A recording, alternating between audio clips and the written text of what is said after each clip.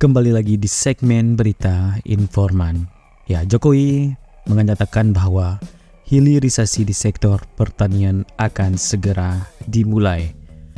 Ya, dilaporkan dari Jakarta bahwa Presiden Joko Widodo atau Jokowi menegaskan bahwa hilirisasi di sektor pertanian akan segera dimulai dalam rangka memperkuat ketahanan pangan nasional dan menambah nilai tambah hasil pertanian di Indonesia.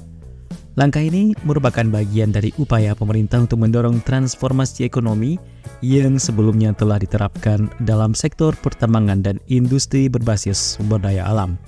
Presiden Jokowi menegaskan dan menekankan pentingnya hilirisasi pertanian untuk meningkatkan daya saing produk-produk lokal di pasar global, di mana beliau menyatakan bahwa selama ini kita hanya mengandalkan ekspor bahan mentah. Mulai saat ini kita akan fokus mengolah hasil-hasil pertanian dalam negeri agar memiliki nilai tambah yang tinggi. Ini bukan hanya soal pertumbuhan ekonomi tapi juga soal kesejahteraan petani, ujarnya. Presiden menyebutkan beberapa komoditas unggulan yang akan menjadi fokus hilirisasi ada antara lain yaitu padi, jagung, kelapa sawit, serta rempah-rempah seperti pala dan lada. Jokowi berharap melalui kebijakan hilirisasi ini Indonesia dapat menghasilkan produk-produk olahan yang memiliki nilai jual tinggi sekaligus menciptakan lapangan kerja baru di sektor pertanian dan industri pengolahan. Selain itu, hilirisasi juga diharapkan dapat mengurangi ketergantungan Indonesia pada impor bahan pangan sehingga mampu menciptakan ketahanan pangan yang lebih kuat. Ya, kita tidak boleh bergantung pada impor terus-menerus.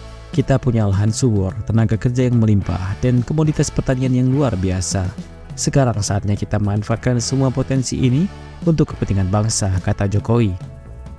Program hilirisasi ini akan didukung oleh beberapa insentif dari pemerintah, termasuk penyediaan infrastruktur, akses pembiayaan, serta pelatihan dan pendampingan bagi para petani dan pelaku industri. Pemerintah juga berencana menggandeng sektor swasta untuk mempercepat pembangunan pabrik-pabrik pengolahan di wilayah-wilayah penghasil komoditas utama. Menteri Pertanian juga yang turut hadir menyampaikan bahwa hilirisasi pertanian akan dimulai dengan pembangunan pabrik pengolahan jagung dan padi di beberapa provinsi utama penghasil komoditas tersebut. Ya, kami akan memprioritaskan daerah-daerah yang memiliki potensi besar untuk dikembangkan sebagai pusat pengolahan. Dengan demikian, petani bisa langsung merasakan manfaat dari kebijakan ini, jelasnya.